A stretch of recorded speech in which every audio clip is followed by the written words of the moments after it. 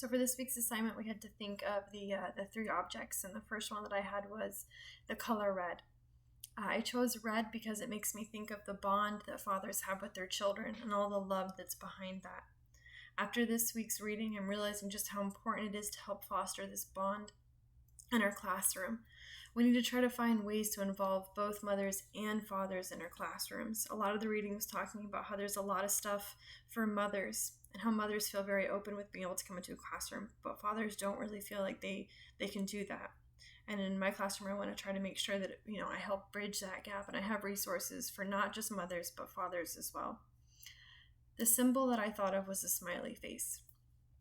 This week's reading and some of the other reading we've been talked a lot about how influential a father's role is in a child's development. How little things like fathers talking about things they're interested in can make such a big difference in a little one's life. And that makes me so happy. It makes me happy to think that that's all it takes to make a little one grow, not just developmentally, but emotionally as well. I know there's so many more aspects, but taking just little times out of your day to read with your kids, magazines that you like, or books that you like, or the science that you're reading can make such a big impact on a child's early life. And the image that I chose was a conversation bubble. I chose this because all of the reading that we've been going through has really helped show me how important keeping open communication can be.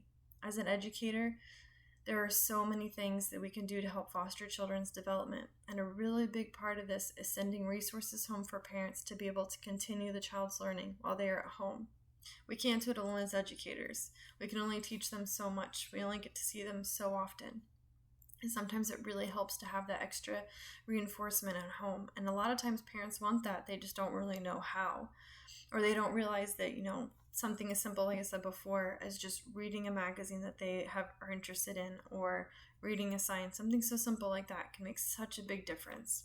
And if we just send little resources home, so often, it'll help so much. Thank you guys.